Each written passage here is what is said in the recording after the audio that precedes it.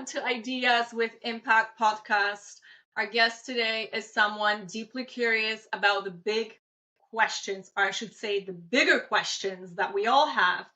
It's about the UFO, extraterrestrial intelligence, and what it all might mean to humanity or for humanity. He spent quite some time exploring the idea that challenges the mainstream thinking, um, from ancient texts to modern encounters. And he's here to share the questions that keep him searching. Please welcome Dustin. Thank you very much for having me. It's a pleasure. Super happy to have you here. Yes. You've never touched base on the UFOs, the ETs, and the extraterrestrial beings. So I think this is going to be a pretty hot subject here. If you can tell me what really sparked your interest in the UFO.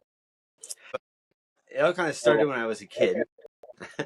I had the love for the sci-fi and stuff. So it's always in the back of my mind of like how cool it would be to have UFOs in the existence of, mankind. Until I had my own personal experience back in 2012, October 19th. And I was just happy to leave my girlfriend's house. And this is on the west side of Madison, Wisconsin. There's a road called Kendall Road, or Kendall Avenue, I should say. And my car was parked on Kendall Avenue. And I just happened to walk back to my car after leaving my girlfriend's house. And I so happened to look into the sky, and out of the clouds comes this black silhouette of a boomerang with 5 white dim lights underneath it, where it stunned me. I was just like, whoa, that's a cool military plane. But then I was like, as it's getting closer, I'm like, whoa, where's the roar of the engine, you would think? But I'm like thinking there's no military bases that have these bomber planes, if any, so again, my mind was being rattled until it like went over my head, and it was dead silent with those white dim lights underneath it. I would say it was about 40 feet above the treetops, going about 50 miles per hour, enough where I'm just taking a good look at it. All my hair stood up, my stomach dropped. Like, you wouldn't believe how fast I ran back to my girlfriend's house, just wigging out. Like, you won't believe what I just saw.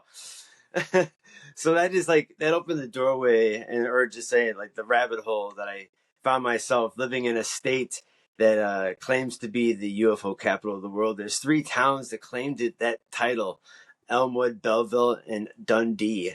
And all 3 towns have yearly UFO parades by like decorating their cars like flying saucers and dressing up like aliens and reminiscing UFO stories. Elmwood is like the longest running one, I think, from the 1940s. They've been celebrating and telling stories. George Wheeler, who was a sheriff there at the time, had 2 major sightings in Elmwood, and his second sighting was really a close encounter where he actually got shot with a blue beam, and he died 6 months later, and his family still believes that alien zapped him, gave him a bunch of radiation, and slowly killed his ass. So, yeah, again, enough where like so much shit is happening in these 3 towns. Belleville too is claimed by a bunch of police officers that were chasing lights around town, and Dundee has this famous natural mountain. It looks like, well, I would say it's a big hill that looks like a mountain. It's not like technically a mountain, but it's called Dundee Mountain. On the base of it has a campsite.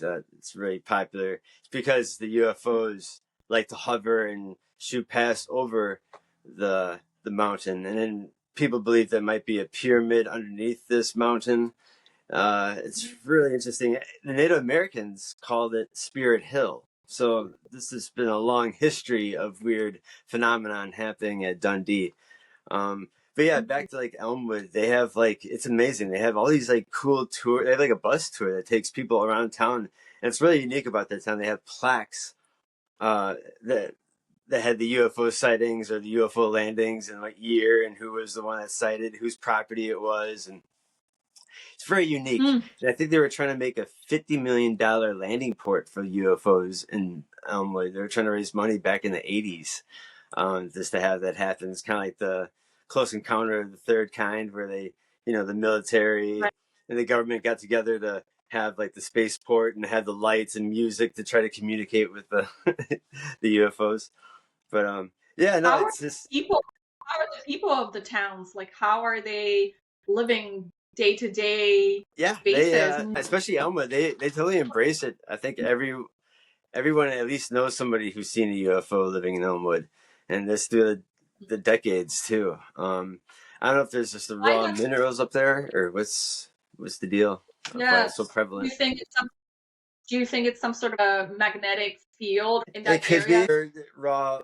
Like I think there's asteroids. There's I think way up north we have a big asteroid strike. Not enough to kill a dinosaurs, but like enough where there's Hmm. a lot of other minerals that can be found up north. But yeah, I don't know. It's very mysterious. The fact that I don't know if you knew this, that APRO was the very first UFO organization back in the I think started in the 50s with Hmm. Coral and Jim Lorenzen, who lived in Sturgeon Bay, Wisconsin. So again, that speaks volumes. That the very first UFO organization in the United States started in Sturgeon Bay, Wisconsin. Like, are you shitting me? So it's just like the birth of Next to the UFO yes. organization, you know, and Wow. that Yeah. turned into MUFON. That's what you know today as MUFON Yep. kind of formed. Yeah. Mm-hmm. Yeah. How do you personally define UFO and ETs, and what do you think we're really dealing with here? Oh, I believe they're flesh and blood beings, interdimensional. I think it's the whole kick and caboodle just throughout the years of, well, thousands of years of probably other extraterrestrials coming back, just happen to cruise by and see there's intelligent life here or other extraterrestrials working on this one planet. Or is there some kind of federation of what kind of laws or what can you do here on Earth? I kind of like to look at Earth as the Disneyland of the galaxy, because there's just so many different things going on. Even if it's interdimensional, things from outer space, things that are coming out of the ocean. Because again, we only know like what 8% of what's going on in the ocean. That's insane. That's perfect breeding ground to have a base on the bottom of the ocean, or not being detected. I don't know. Yeah. It's so endless, and there's so many different encounters of different things and different creatures. I don't know. It's just fun to think about as an adult, and then having your own personal experiences that kind of pushes you towards these stories and other people who actually research this stuff. Yeah, so it's really fun. I think it's an exciting time Yeah. to be alive. What do you think governments are? Why were they hiding all this stuff? Uh, there's a lot of good reasons why they would hide a lot of the big stuff, especially if they're working side by side with extraterrestrials and some sort of federation. Again, lying to the people. Again, making. Do you think they were working close in proximity with the I wouldn't. extraterrestrials, I or? wouldn't go past it. I mean, especially if extraterrestrials had been here since the dawn of time. Why wouldn't they come, face to face or get up close and personal? Especially, I think a lot of them can just walk amongst us. Like they look just as human. They can just walk past us, and we wouldn't even know it. Yeah. That's the beauty of it too. I think the fact that we the shapeshifters, or they're just the Nordics. The Pleiadians. Just the Yeah. blonde hair, blue eyes. But again, like, we could be the ET species that landed here millions of years ago that we had to start from scratch again with sticks and stones, and we had wars after that first crash because someone had to crash here in the first place. Like, oh, what the fuck? But no, it just Yeah. makes you wonder too if this entity that made us is seeding other planets just like us, and I don't know. It makes you really wonder. It's fun to think about, and the fact that we have this being talked about in Congress is a big shift. It's huge. Like if it's not being talked about in the government, it's just thrown on the rug with the ghost and the Bigfoots and other shit that obviously Yeah. you can obviously sweep it under the rug because you can only go so far with it. Like what can you do? Even if you have a body of a Bigfoot, well, what's gonna happen? What I don't know. So like the fact that we have Congress now talking and having this slow drip of disclosure, I think is just opening up people's minds. All these new movies that are coming out. Steven Spielberg's new movie, Disclosure Now, is, I don't know if you saw the trailer for that. It is so impactful, it's stupid. So I think the fact that we have big namers, big directors getting really into the subject and like enlightening us a little bit and maybe think a little bit more outside the box. And even like you can go back into religion. All the holy books, not just the Holy Bible and the whole the Hindu texts and other texts that are ancient, talk about all these benevolent beings that had to use these vehicles. The ancient India, they called them vimanas and stuff like that. And yeah, again, they always talk about the promising of returning. All these guys promise one day to return. And again, the cargo cult starts up where everybody's starting making, their temples out of shapes of Vimana.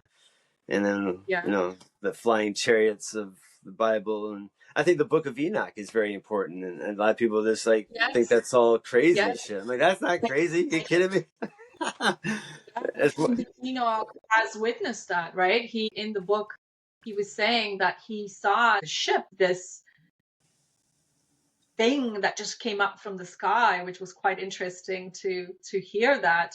Yet the religion has removed it completely from the script. Well, it kind of makes it feel like a lot of that story has a lot of God. Makes it sound like God has a lot of human emotion, where it's just like petty human emotion. Let me put it at that, like jealousy and other shit. Where why? And then like the war between the angels and God, because the angels were like, well, we'd rather have humans here get the knowledge and not be a bunch of dumbasses as you kind of want them to. Kind of like the Tower of Babel too. It's like God saw his creation being too great and like, you're kind of copying what I'm doing. I'm sitting in the clouds. You're almost up here with me. You know what I'm saying? Like the next morning he made them all stupid and make them speak all different languages and almost kill each other over.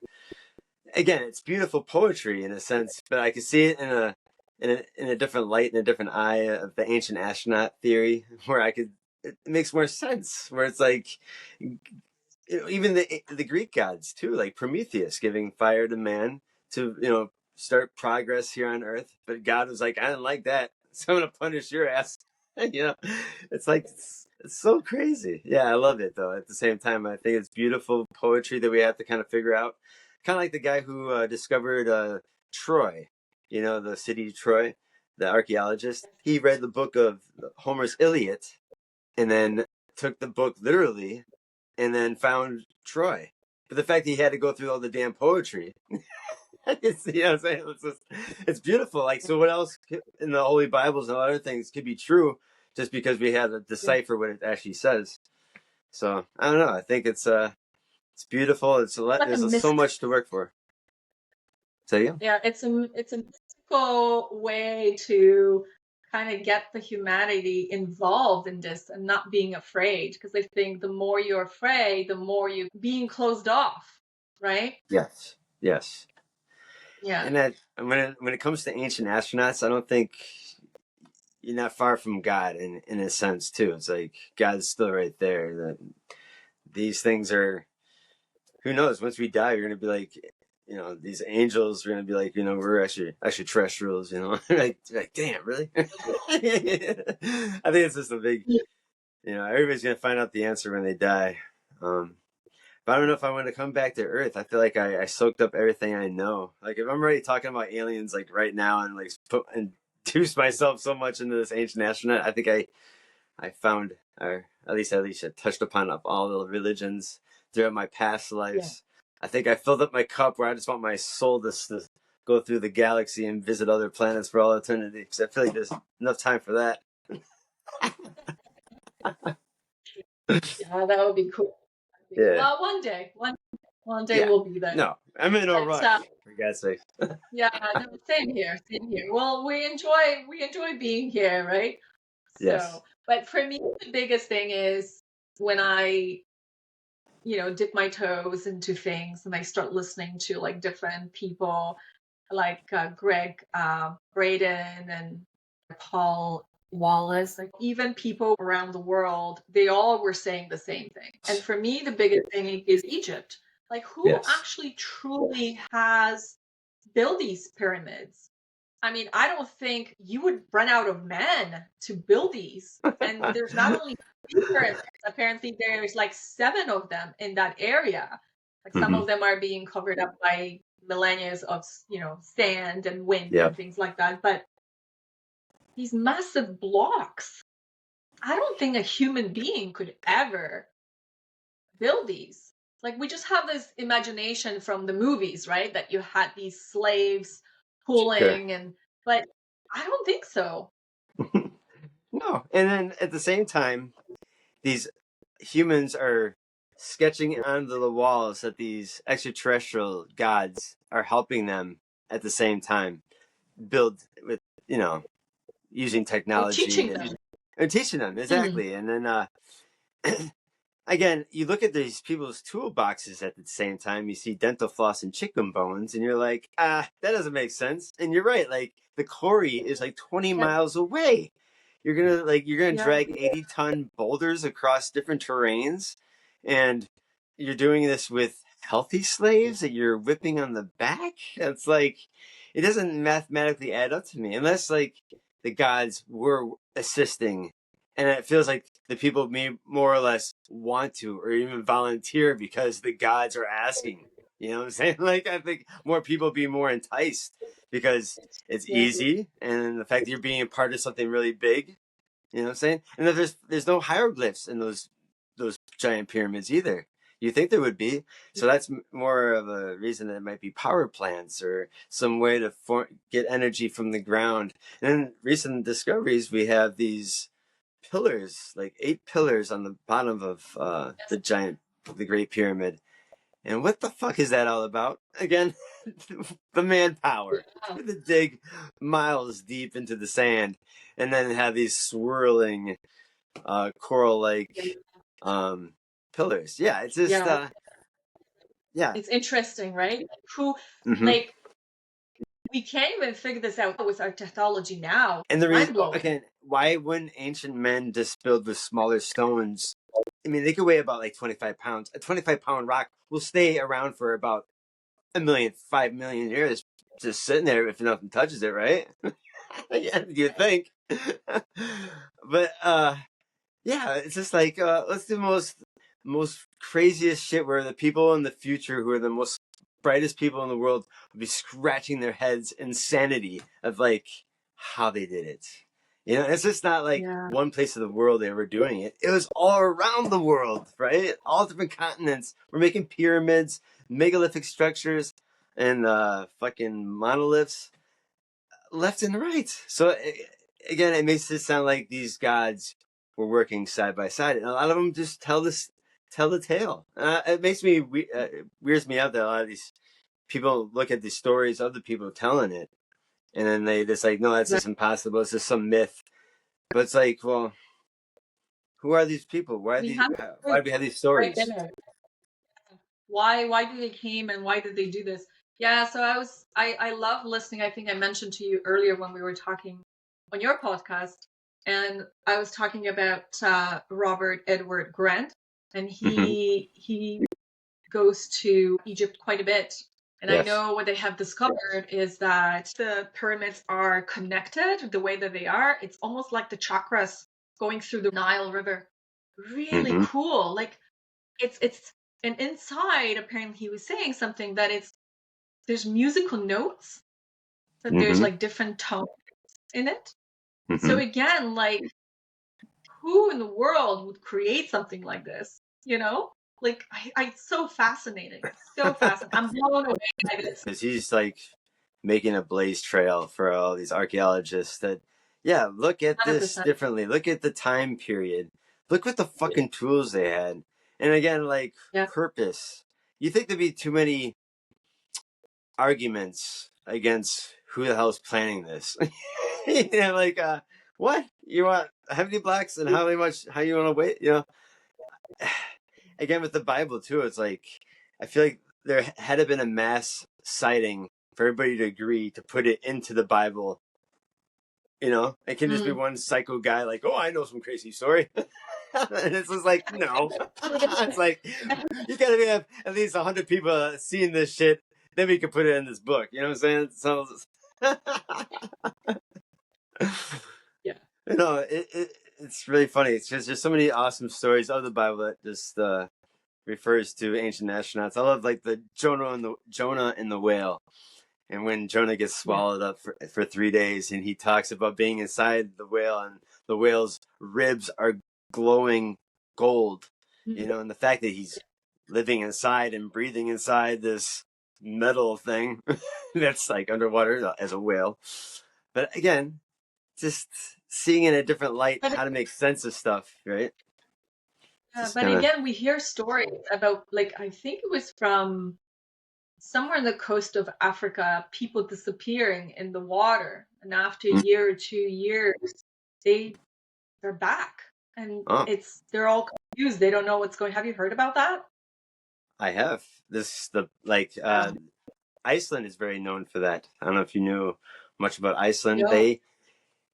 Not shitting you, more than half the population of Iceland believes that they live side by side with the interdimensional elf people that look like the ones that look like the Lord of the Rings elves, very clean cut, blonde, you know, they kind of move with grace.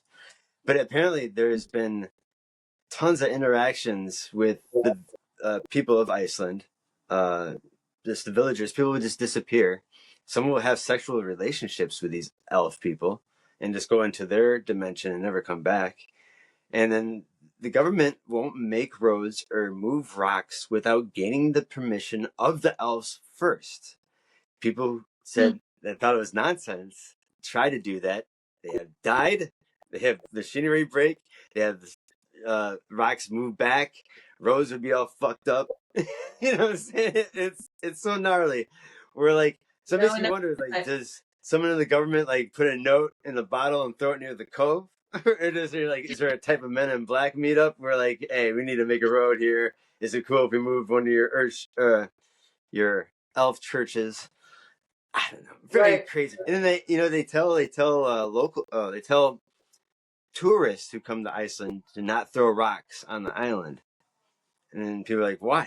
You might hit an interdimensional being, and they might kidnap your ass and tie you to a tree and throw rocks at you. They have all these fucking stories that like they warn people, and the fact that the government takes it serious enough where they won't again build roads or do any of this. I interviewed a woman her homeland is Iceland, and she was telling me all this shit. I'm like, there's no way. And she's even talking about the mermaids too. They come up towards Iceland because there's a hotbed of interdimensional things. I bet the elves are interacting with the mermaids. Like, it's beautiful. I love it. So why do you think the government here in North America, especially in the United States, is finally slowly opening up and letting all these documents out? Why now?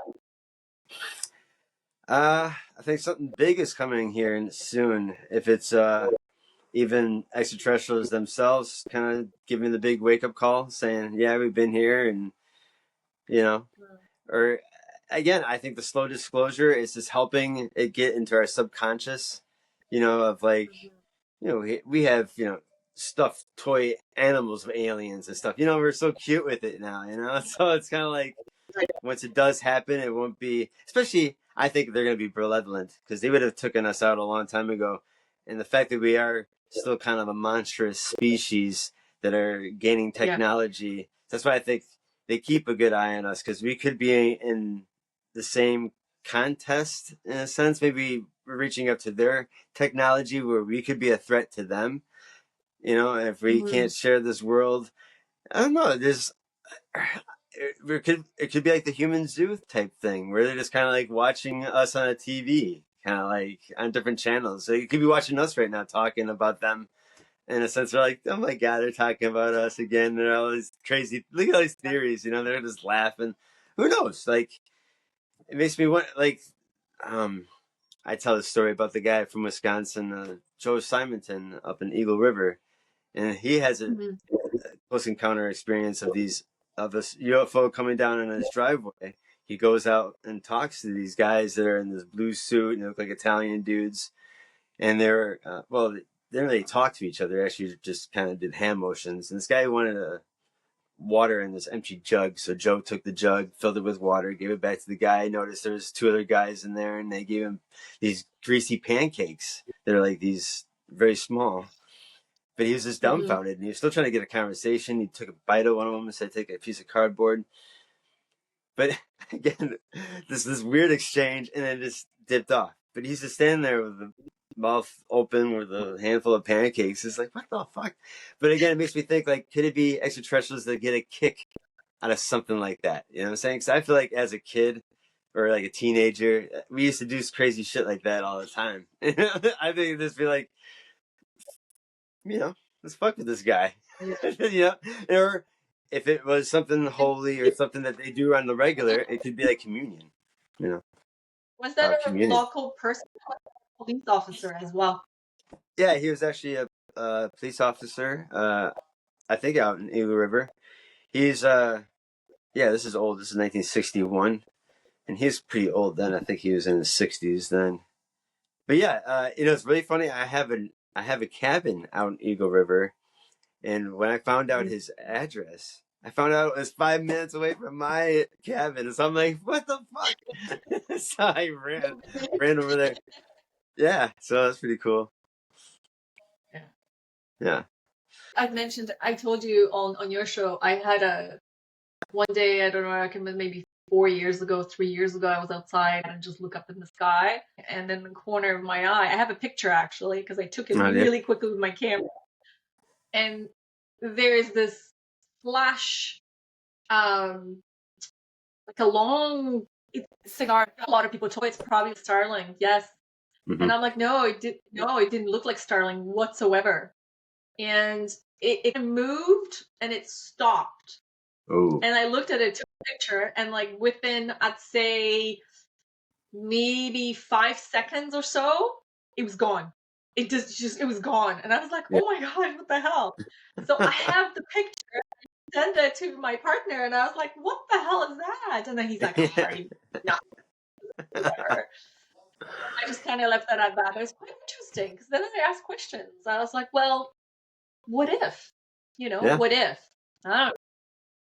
You never know.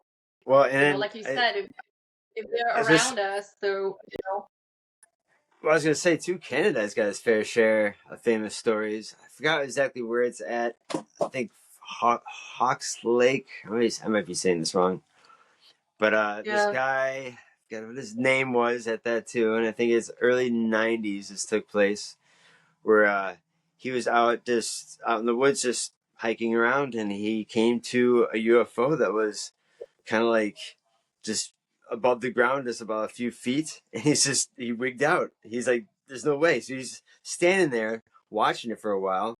Then he started to get closer and closer to it, and when he got really close, then the thing started rotating, and when it rotated, it had like a vent with like six dots, and then the thing took off, where like blasted a huge heat wave at his chest where those vents were. When it took off, his shirt was on fire. So he took off his shirt, but he had the 6 circle imprints on his stomach that was left by the UFO, and it stayed with him forever, like the marks. And then some of the marks sometimes would like get aggravated and like would turn even redder, and sometimes would ooze. Yeah, the fact that this guy has the physical wounds left behind from this UFO taking off. So it could be some sort of radiation, I'm guessing, that's kept with them.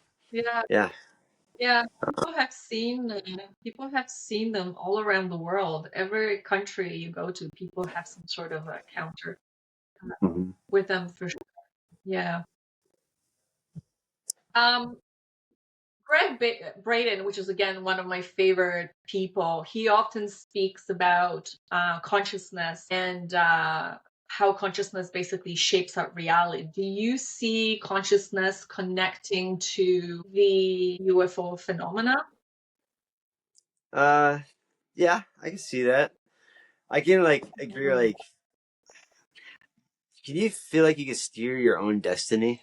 I feel like I've noticed that now that I'm like got myself into the UFO field, where like, you know, I kind of put my energy and drive into the subject matter where all the stuff came my way and like my luck. So again, 3 years ago, I caught wind that Colonel Wendell Stevens, who's a famous UFO investigator from the 1960s and 70s, he's really known for the Billy Meyer case in Switzerland, and he's known to have the largest UFO photograph collection in the world.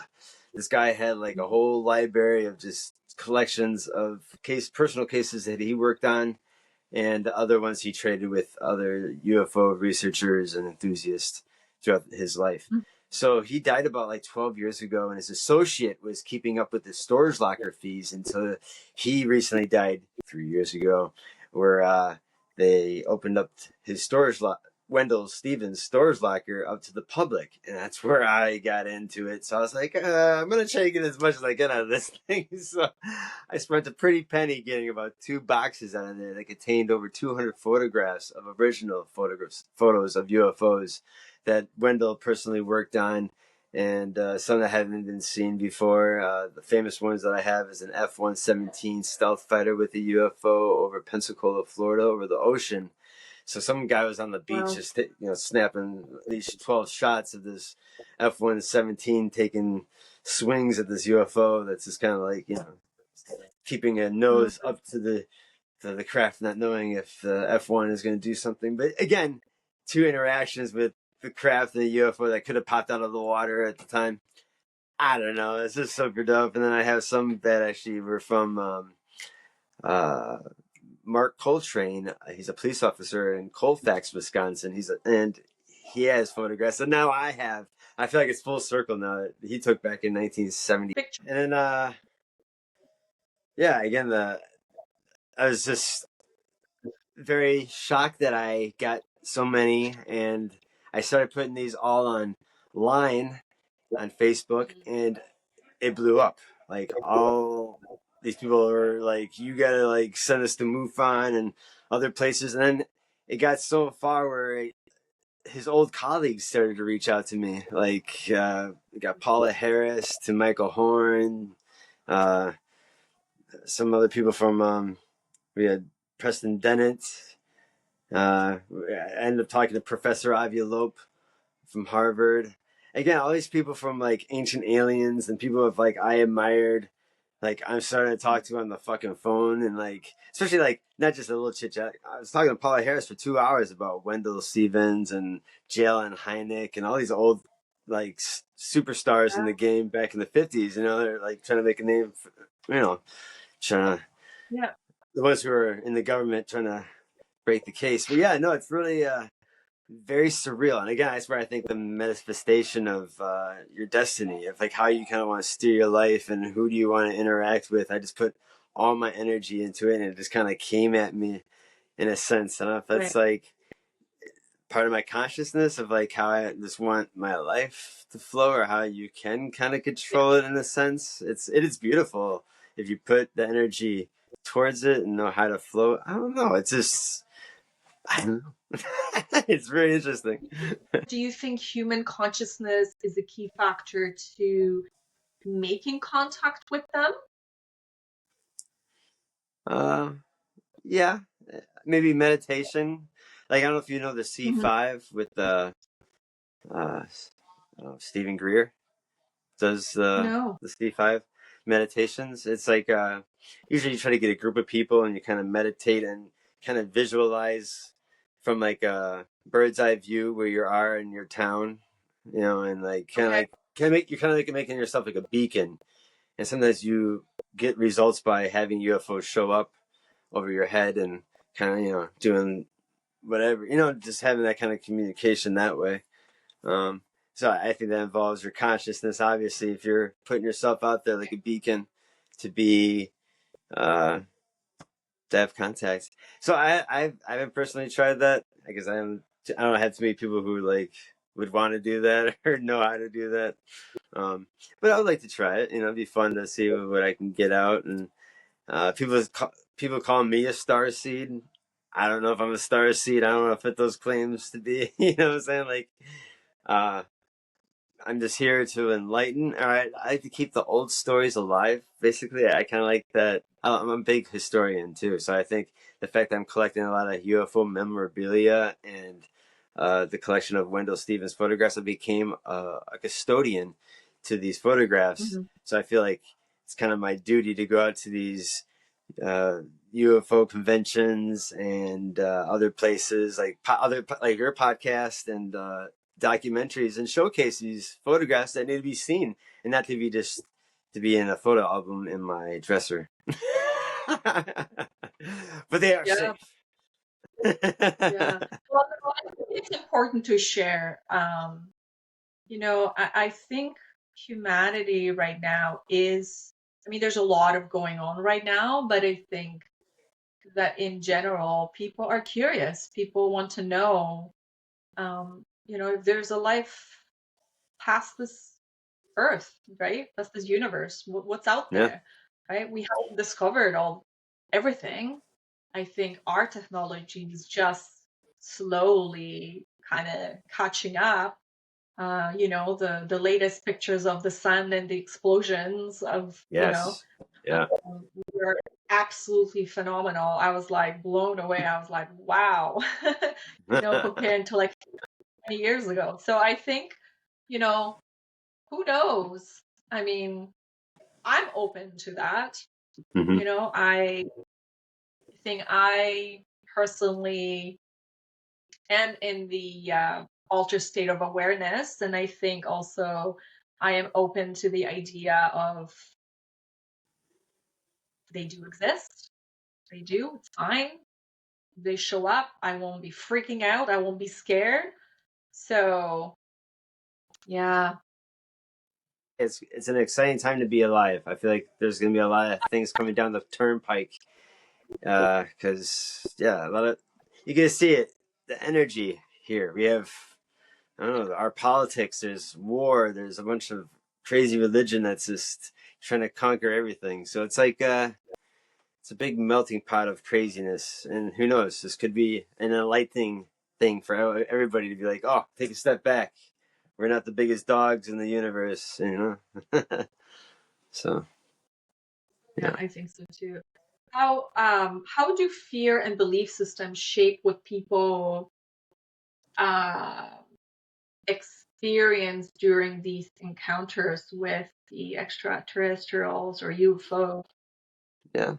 Um, some people who had this experience even talk about it being very holy like, and they compare it to even gods. That's why I met a lot of people who are in the UFO community still talk a lot about Jesus and God in a sense too. But it's kind of like, is there an oxymoron in there too in a sense? I don't know. Like, but there is correlation obviously in the Bible.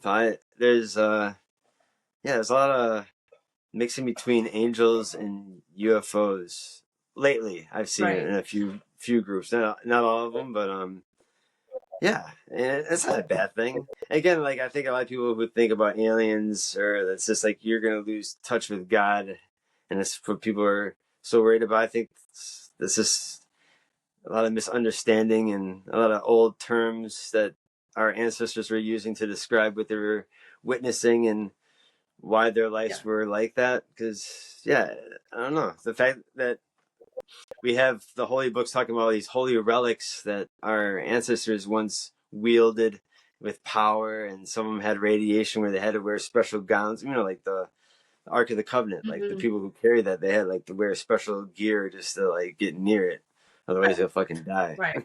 It's just like you know, it's just really interesting technology, and I don't know. I It's just believe, so much mystery, so much. yeah, I believe that the ETs are here to guide humanity's evolution and awakening to higher dimension. Yeah, We've been living in the third D for quite some time, and the possibilities are huge. We just have to expand our minds and be open. Fear plays a huge role, and I think that's where the blockages are. And maybe perhaps they were not showing themselves up as much because fear, as we all know, is so negative. Have to be in the positive state to be like, again, be open and kind of welcome, not being afraid, right? So Right. yeah.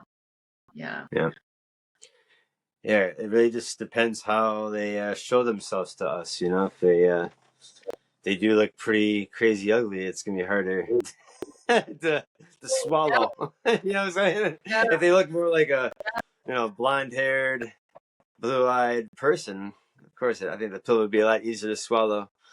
You know, that's why I like the Hopi Indians. You know, they talk about the Kachina, and the Kachina are very robotic and astronaut like. And the fact that the reason why they make the dolls, so they give them to the children, because these Kachina promise one day to return in the future. So again, like it won't be as alarming for the Hopi children of the future to be terrified of these robotic looking astronaut things that are coming down. Some of them are kind of terrifying. You know, I could see where some of those kids be like, "Holy shit, what?" But no, it's beautiful. I If think you get used to it and you see it in real person, you won't be freaking out in a way, right? So right. it's like, okay, well, you look very familiar. Yeah, at least Yeah. at least I heard about you by my great grandfather. He told me all about you at a campfire. You know, it's just Yeah. how Yeah. I love how natives keep passing down that they stem from star people. So I love that. It's so dope. I was about to say that I am so intrigued by the indigenous culture. I don't know, there's something so special when they sit in those fires and they tell those stories. Yes. Um, just so awesome. Yeah, we need more of that right now. Yes. I had a guy from Canada. He's Mhm. lives on a Native American reservation, and I forgot what clan it was. Mhm. It's some kind of turtle clan, I think it was. But again, he's very intrigued about UFOs, and he's a younger guy too, and he just talks about his culture and um, his belief in UFOs and stuff like that. But again, I just love hearing it from the Native Americans' mouths because they don't really tell outsiders. And that's why I kind of like once Mhm. they do, it's kind of like the most special thing because that's when you gotta listen up, especially when they just want to keep it in their culture as much as they can. And I was lucky to have another elderly man from Iowa um, that was on my show and told me about his experiences with ETs, him and his wife. And again, hearing it from an elderly Native American man's mouth, and he gave me the pleasure of like banging on the drum, and he sang a song that he wrote in his native tongue. I was like, "Damn, this what? I got this! Yes, this is so awesome." But again, Cool. it's like manifesting your destiny. Like, I don't think I would be Yeah. someone that they feel like they would share that with because these people were in their 80s, you know, not too many elderly would want to talk to some white kid about UFOs and their culture and stuff. But no, the fact that I think Right. he sees that I love Native American culture and I have a huge collection of Native stuff myself. Yeah, I don't know, just gaining the respect of Mhm. everybody.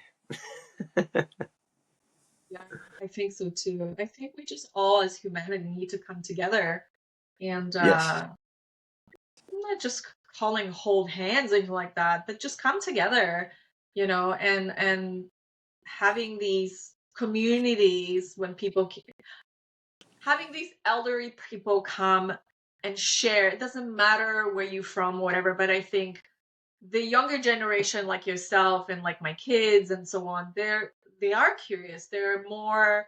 Um, they're more open to receiving this kind of information.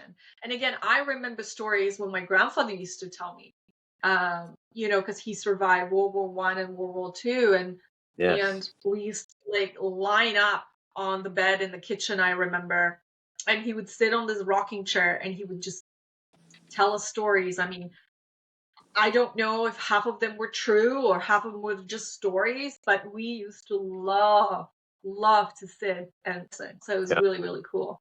Yeah. Yeah. Yeah. And then sadly, Poland had a rough history there. Like you said, World War One and World War Two. And then after, Yeah. when you had the Russians kind of take over in the Berlin Wall, it's just kind of like, God damn. Yeah. Jesus. Lots of history down there. Yeah. Yeah. Well, thank God you're in Canada How do now. you, yeah. How do you think skeptics misunderstand the UFO conversation? Uh, I think maybe because they didn't have their own personal experience yet, or they, again, religion plays a big role if you're very indulged into whatever religion you are in. Um, yeah, it's Mm. again, it's the fact that we have Congress and things in the news where I think it's a neutral ground for everybody. It's not like it's thrown into someone's religion or thrown into someone's face, but it's kind of if you choose to pick up a newspaper, if you want to turn on the channel news and see what UFOs are popping out, or no, it's gonna take the right people or the right interests to kind of get the gears working again. It's just Yeah. it is a touchy subject of like I think this religion and other things can get in the way. I Mhm.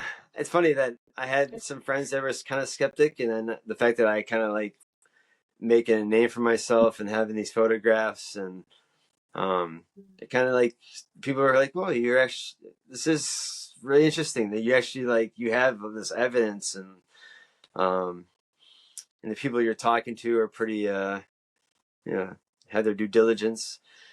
I don't know, it's just I don't know, it's really weird. It's just weird timing. Who knows if religion I to think if somebody in the or Vatican be this- like I'm yeah. sorry, go ahead. Sorry, no, no. What I was just saying is that the evidence is there, and I think there's more and more pilots now coming out and speaking out because I think in the beginning they couldn't say anything, but now, Mm-hmm. and we're talking about military, and we're talking about just regular 747s, flying around Pacific and Atlantic. They had interaction. It's not Yeah. hidden anymore. Like I like you said, I think the government is slowly opening up. I'm not sure if they're going to reveal everything, but I think it's like, hey, yeah, they're here. They're Yeah. here. We have Yeah. some evidence. No, I think we'll just have to wait and see. That's a waiting game. I think his now, yeah, we have a president that kind of makes everything go crazy every other day. So it's like one day he might just tell us, "Hey, aliens do exist." It's like, oh, okay, Well, we're taking Greenland now. Jesus Christ. maybe he's a ET. Who Yeah, knows? right. I think he might be an orange face ET Right. fuck. What's the biggest myth or misconception about UFOs that you like to Uh, probably that. clear up for? Yeah. Probably that all of them are evil or they're demons. No, I think that there's a big fear that they might be hostile when they do show themselves. I think it plays into the fear. Even like cinema too. I think all the movies kind of hype us up too, or like if shit goes wrong. But no, I think they could have done that a long time ago.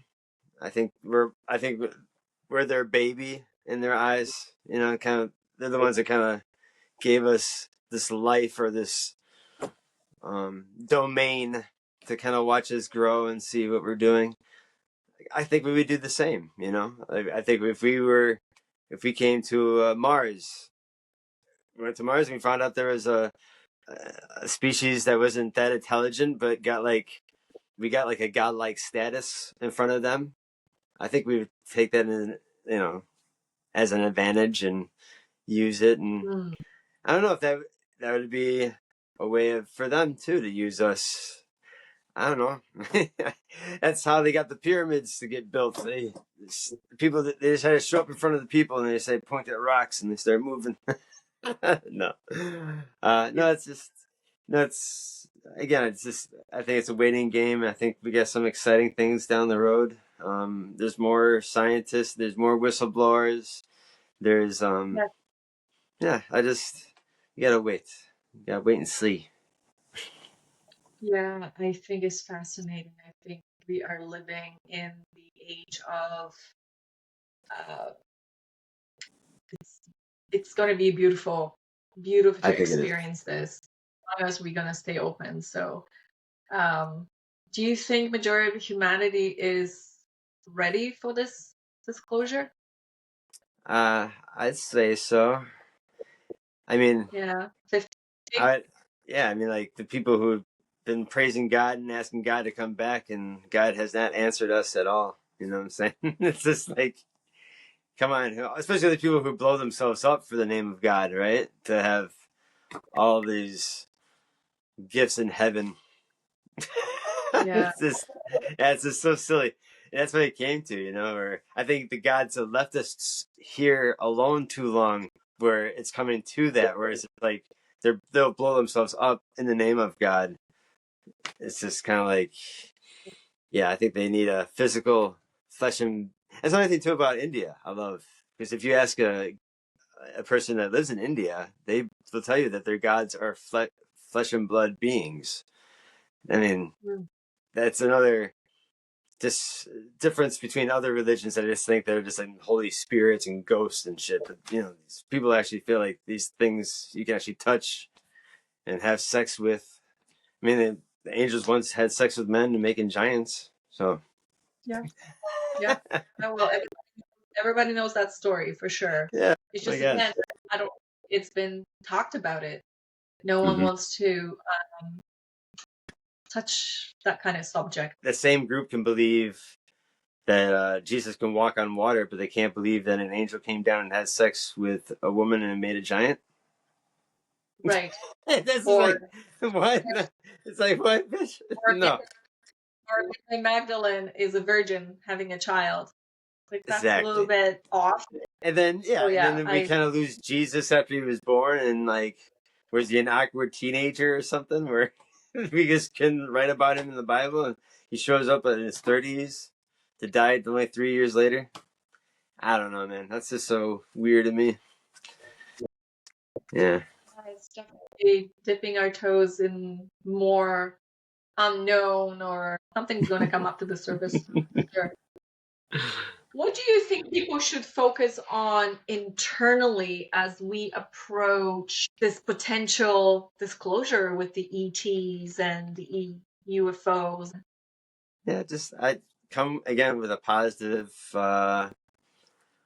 outlook and just hope for the best because yeah, we don't know.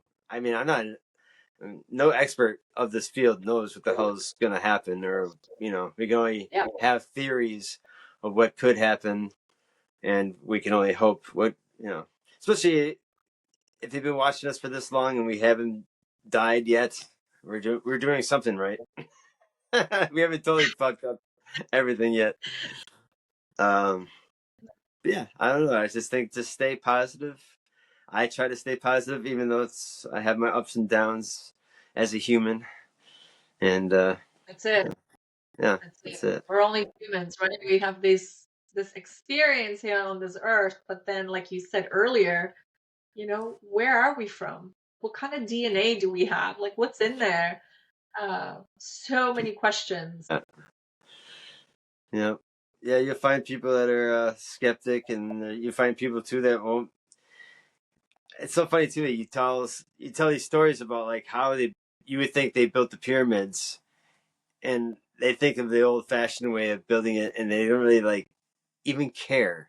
The fact that not even caring of how these megalithic things were built by people who don't have the tools to even do what they were doing, it doesn't like you. Why does your mind want to stretch or want to ask more questions? And there's people who are just like, I'm cool with that simple answer and I'm done because it's the past. It's done. You know what I'm saying? It's just like it hurts me almost. It's like, because we're all part of this thing. There's 7 billion of us, on this earth. They're sharing the same reality, and you're kind of like telling me that this important reality to me, that these people who are ancient stacking 80-ton blocks, at ease, make it look easy. No, you should be asking more questions. And then there are people who just kind of blow it off as it's not important to me because it's the past. And no, that doesn't relate with me. So maybe that's it. Just maybe not the lack of interest too, or if people don't care unless it's throwing it right into their fucking face. I have no idea. Oh, everybody's on a different journey. Everybody's on a different timeline. I had that discussion with someone the other day, and they were kind of arguing, but they're like, no, we're all on the same timeline. It's just some people are not, they haven't reached their realization. Right. Yes, it's a good point, but no one can realize certain things in their life at the same time. No. Because the age that we're at, what's happening in the world, the background, the religion, everything comes to play. And that's why we're on a different timeline or different journeys. Yeah.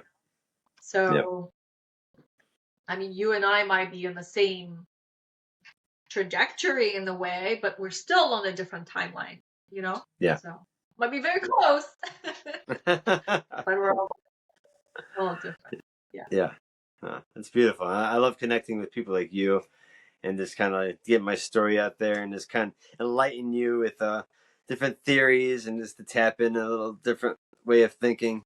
Because, this world does not make sense to me, and it doesn't make sense to a lot of us. That's why I think you and I have this podcast, and we're kind of trying to search for these answers and get different views and different theories and just kind of working our way towards the middle of whatever this is. It's just like, it's an endless rabbit hole. I think that you and I just like to go down, and the fact that we make a platform and make it entertaining for others too, because it's I once myself, I love to go on find different podcasts or find different people who have different ways of thinking and just different stories. And I love what I'm doing. It's fun. To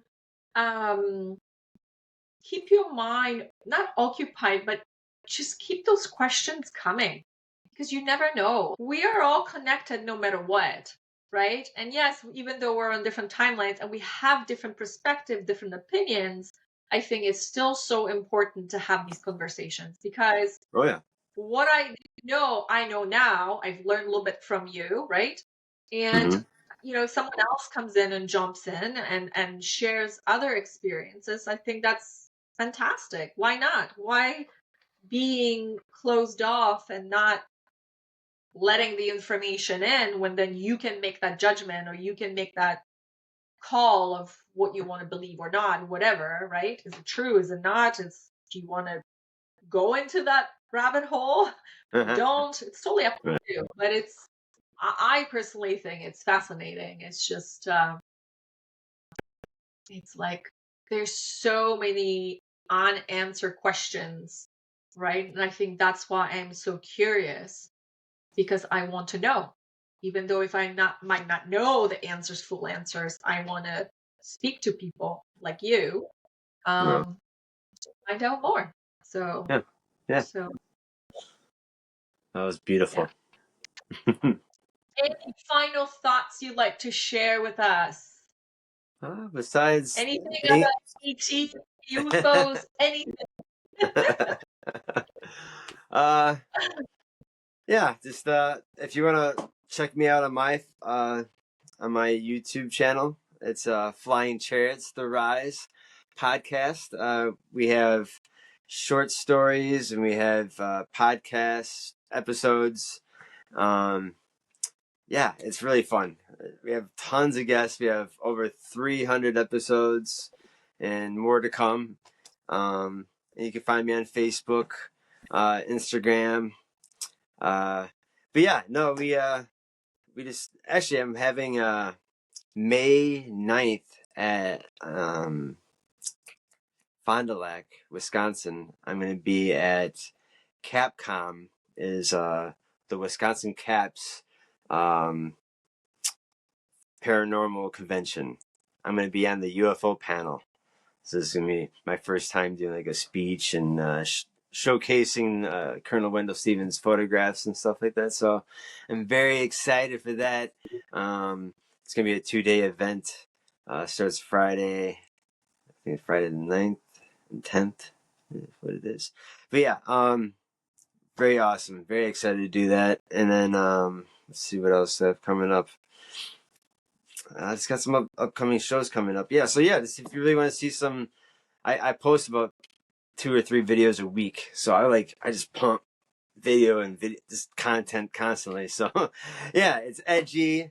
I kind of like to keep it a little fresh and, cool and kick back and stuff like that. Cause I don't know, gotta stand out somehow. Yeah. Everybody has their own way of doing things, right? So Yes. yeah. Yes. Well, Dustin, thank you so much. I will definitely share all the links with the audience if you want to check you out. And thanks for coming on and sharing really cool stuff about ET and having this conversation with me. I think there's so much more for me personally to look into and to stay curious. That's all I can say. So yes. thank you so much. Yes. Thank you so much.